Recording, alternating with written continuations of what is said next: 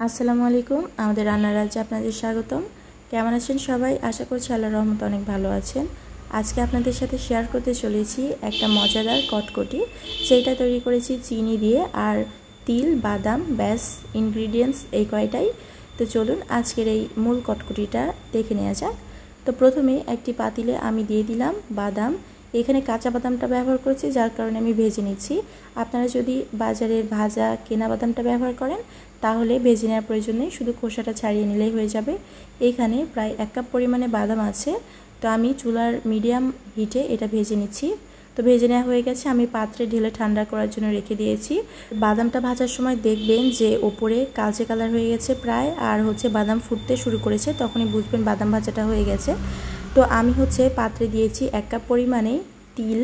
এটা সাদা বাজারে কেনা তিলটা। তো আমি চুলার একেবারে কম হিট দিয়ে এটা ভেজে নেব।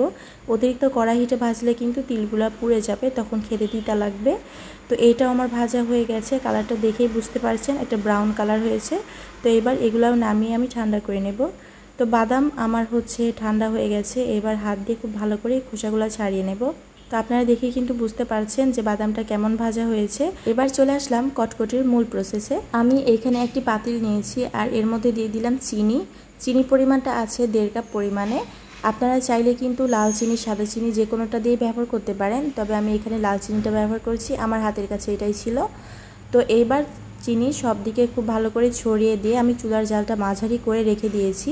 তো প্রথম দিকে আমি নাড়াচাড়া করব না। তো দেখলাম যে ক্যারামেলের নিচে একেবারে কালার চলে এসেছে, তো এইভাবে রেখে দিলে কিন্তু পুড়ে যাবে। এজন্য আমি কিন্তু একটু নেড়েচেড়ে সব কিছু মিশিয়ে দিচ্ছি।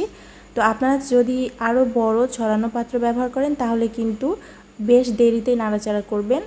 দ্রুত নাড়াচাড়া করলে কিন্তু চিনি দলা পেকে যায়, তখন ক্যারামেল হতে একটু সময় লাগে। আমি একটু ছোট পাত্র ব্যবহার করেছিলাম, যার কারণে কিন্তু এরকম চিনির দলা পেকে গিয়েছিল, আর এইটা ক্যারামেল হতে একটু বেশি সময় লাগে। তো আমি কিন্তু এরই মাঝে দিয়েছি এখানে এলাচের গুঁড়ো, প্রায় 1/2 চামচ পরিমাণে এলাচের গুঁড়ো আছে। তো আমি 4-5টা এলাচ খুব ভালো করে শিলপাটায় বেটে নিয়ে সেটা ব্যবহার করছি। তো এই যে দেখুন, এরই মাঝে কিন্তু আমার ক্যারামেল একদম রেডি হয়ে গেছে। চুলার জাল কিন্তু মাঝারি রেখে আমি ক্যারামেলটা তৈরি করেছি। তো ঠিক এইরকম কালার হয়েছে। এই সময় আমি দিয়েছি বাদাম দিয়ে মিশিয়ে নিয়ে আমি এখানে দিয়ে দিলাম ভাজা তিল। এবার সব কিছু খুব ভালো করে মিশিয়ে নেব। প্রথম দিকে একটু দলা পেকে যাবে সব কিছু, কারণ এই বাদাম তিল দোনোটাই ঠান্ডা ছিল। তো ঠান্ডা থাকার কারণে কিন্তু দলা পেকে যাবে। আস্তে আস্তে এটা জাল হতে থাকলেই কিন্তু সব কিছু খুব ভালো করে মিশে যাবে। তো দেখতেই পাচ্ছেন আমি কিন্তু সব কিছু খুব ভালো করে মিশিয়ে নিচ্ছি। আর এই পর্যায়ে চুলার জাল একেবারেই কমিয়ে দিয়েছি। মাঝারি অথবা হাই হিটে থাকলে কিন্তু চিনি পুড়ে যাবে, তখন খেতে তিতা লাগবে। তো একেবারেই কমিয়ে দিয়ে আমি এইটা প্রায় 1 থেকে 2 মিনিটের মতো মিশিয়ে নিয়েছি। আর এরই মাঝে দেখতে পাচ্ছেন সব কিছু খুব ভালো করে মিশে গেছে। এইবার আমি একটি পাত্রে সাথে সাথে গরম অবস্থাতেই কিন্তু ঢেলে দেব।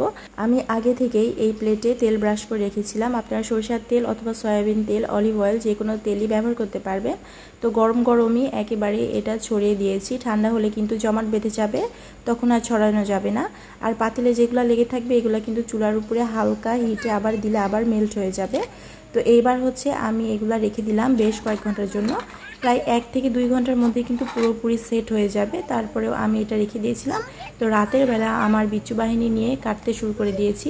তো দেখতেই পাচ্ছেন এটার শব্দ কেমন। তো খাওয়ার জন্য একদম হুড়োহুড়ি করে দিয়েছে আমার সব বাচ্চারা।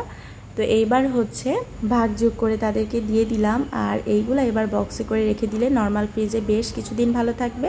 আর এইটা এতটা মজা লাগে খেতে, এটা বক্সে করে রাখার প্রয়োজনই হয় না, একদিনের মধ্যে সব শেষ করে ফেলা যাবে। তো বক্সে করে রাখলে অন্তত 10 থেকে 15 দিন রাখতে পারবেন।